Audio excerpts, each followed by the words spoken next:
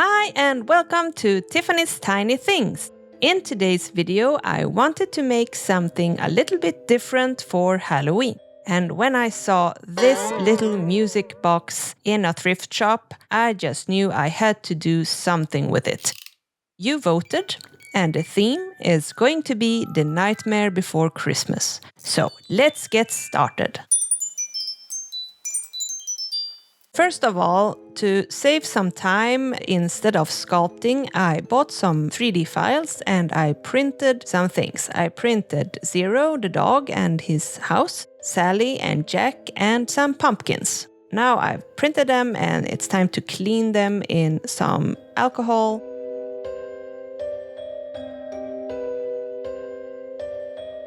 And then let them dry before I do the final UV exposure.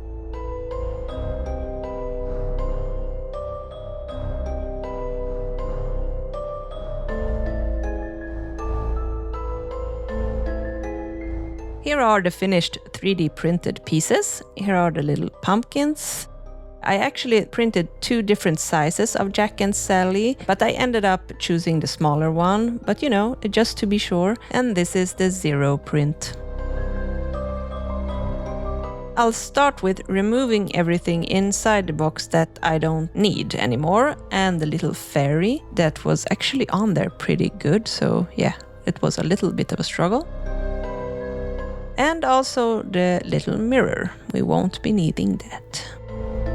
Yeah, I don't really know what to do with this velvet thing. It wasn't so easy to remove, so I'll just work on top of it. And I'll start with bulking out this lower part with some aluminium foil.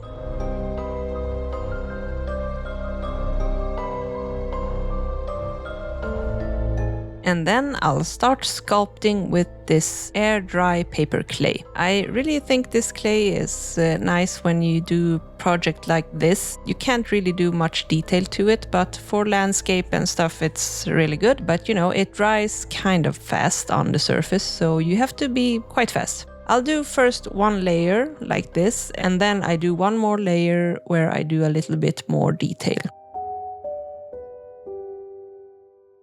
Here I'll just do a little placement check on all the little pumpkins where I want to place them and stuff, because I am going to add some lights in some of them later, so it's kind of important to know before I'm finished where all of them are going. And now when the first layer is dry, I'm going to add the little lights. As you see here, there are these super thin miniature lights, and I just place them where I want them and layer on top with some of the clay. And I just smooth that out so you won't see it later. With the pumpkin, it works. And I just do that with all of the lights. And now I continue to cover the layer with some more clay. And I also added all of the pumpkins just to get a better view of how it's going to look. And then I go ahead and do all of the detailing. In the movie, the ground is kind of textured like this with these kind of lines. I think that's pretty cool, and it was kind of satisfying to make them in clay. So yeah, I think that looks good. I also made these little headstones out of crafting foam, and I quickly placed them out also before the clay dries. So I just place them and dig a little hole for them so I can glue them in later. While the clay is drying, I'm going to paint all of the pumpkins and headstones, and I'll use some grayish, bluish colors on the headstones. And the pumpkin's a pumpkin color, and I'll start with a base coat of orange.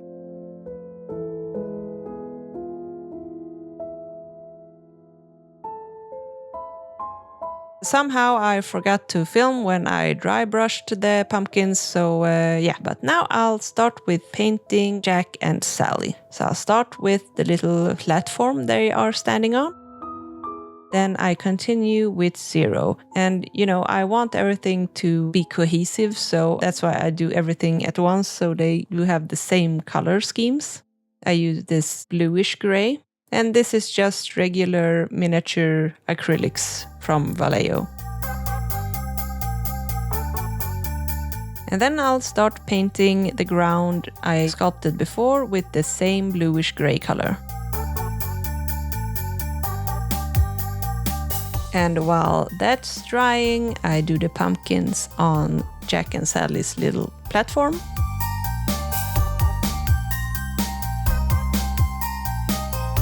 And then I move on to Sally, and she has this kind of teal color on her skin.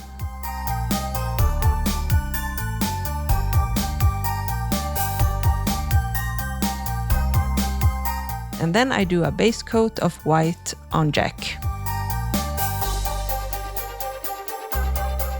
Then I'll continue with Sally's dress, and as you know, it's a lot of different patches and different colors and patterns, so I'll just look at some reference pictures and do as best as I can.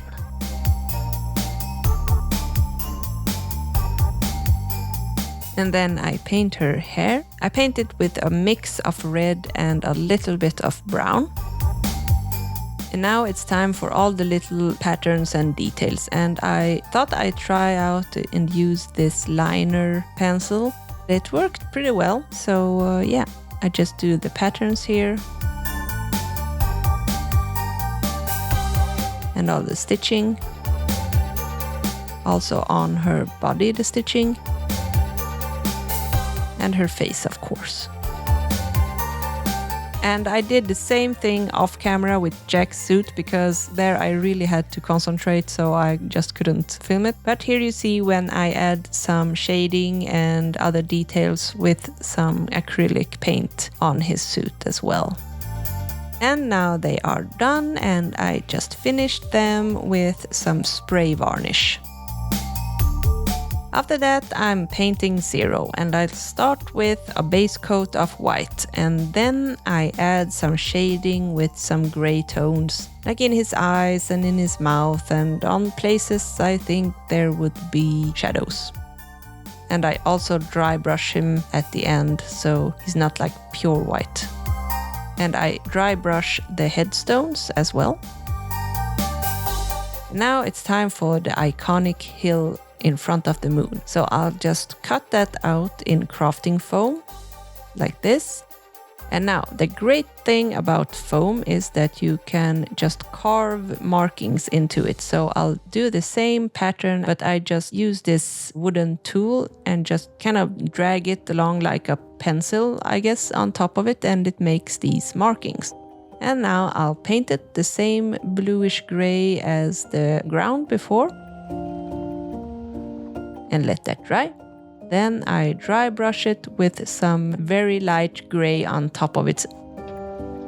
So of course I want the moon to be lit with a light, and for that I am going to use this plastic lid. Yeah, I have to figure out how to make it kind of opaque but see-through at the same time. So I just cut out the circle I want and see that it fits in the lid here, and I will use one light.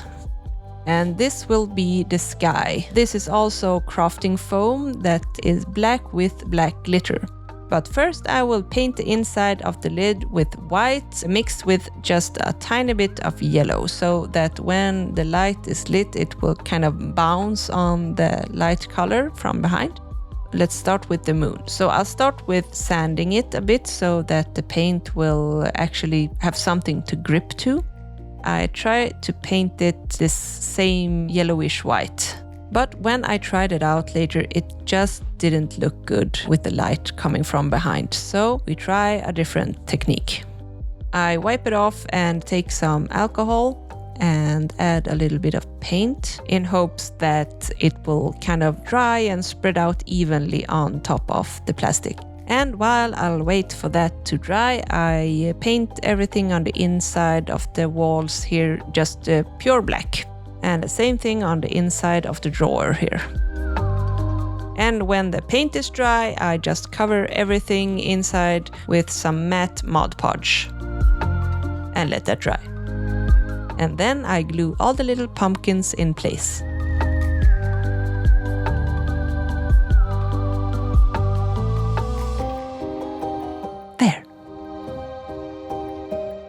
And also I have to drill a little hole for the light behind the moon.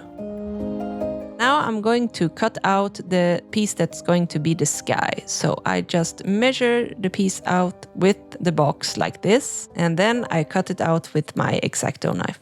And of course we have to make a hole for the moon.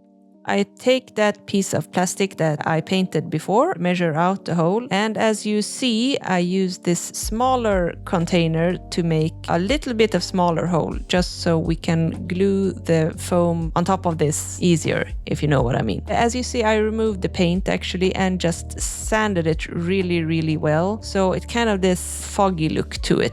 I just glued that on the back side of the foam.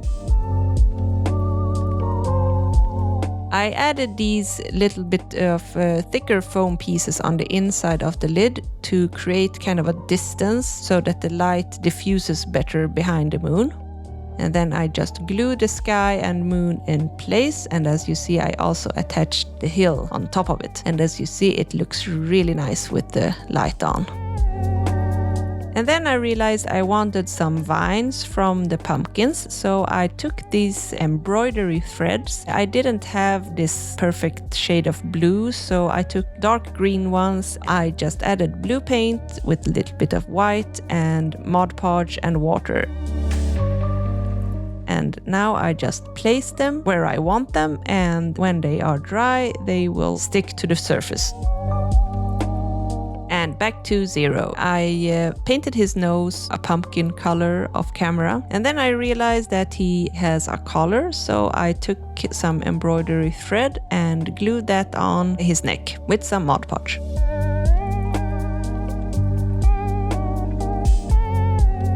Now zero is complete.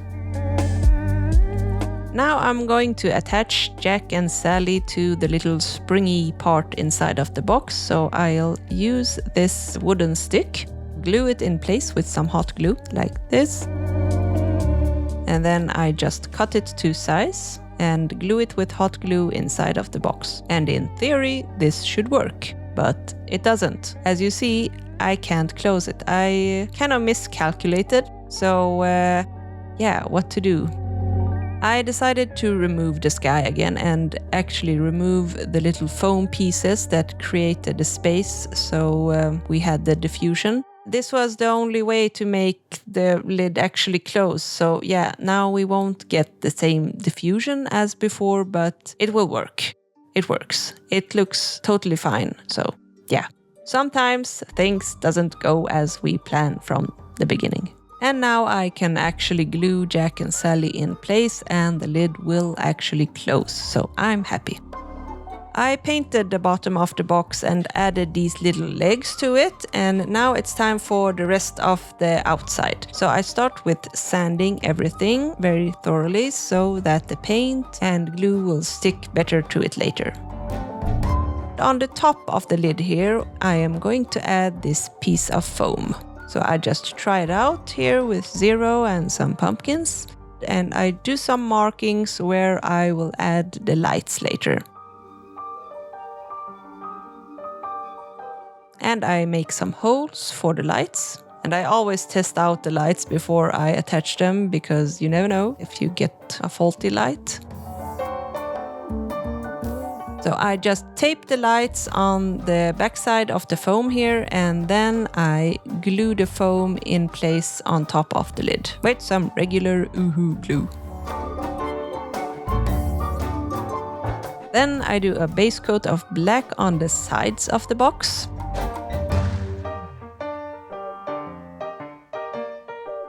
And while that dries, I'll do the same technique as on the hill before. I do these lines so we get the same texture on everything. And I also added a piece of foam to the back side here, so it kind of hides all of the wiring and button and stuff. So you won't look at it, but it feels better that it's a little bit hidden, I guess. And then I paint that black, and the top side the same bluish gray as before with some shading. And then I continue on the sides here with yellowish, orangey, I don't know. It's a mix of yellow and orange. And then I dry brush the ground here on top, just the same as before. And then to make some gradient on the sides here, I use a sponge. So I start with the lightest color on top. And then I do a little bit darker yellow under that. And a brownish color in the bottom. And you know, in the movie when Jack finds the door to Christmas Town, I decided to make all of the doors, and I made them in the same craft foam, and I just do the same kind of texturing on them. It's 7 doors, so I had to use my big brain and figure out how to do the middle tree door here, and decided that the best thing to do is just to paint that on and try to make it look 3D as the foam trees, I guess, if you know what I mean. So yeah, that one is the Valentine's Day one. And then I paint all of the foam trees as well. And I start with a dark base color. And then I paint in all of the doors.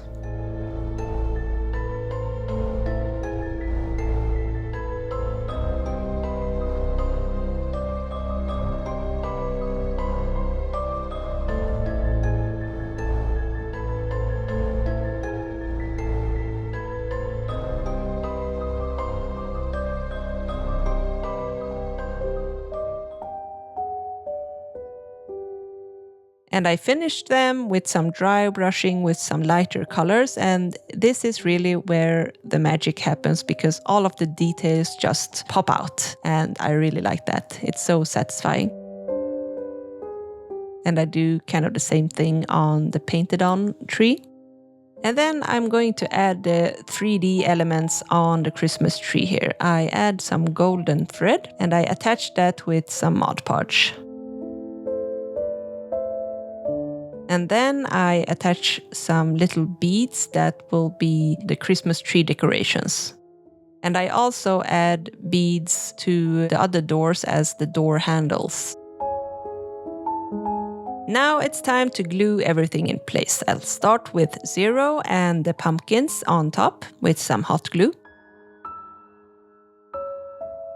And then I glue on all of the trees with the hot glue.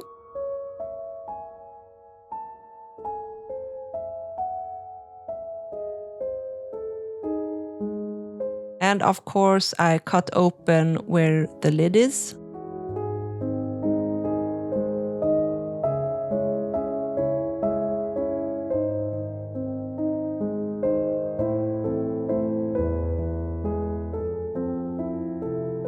And there you have it.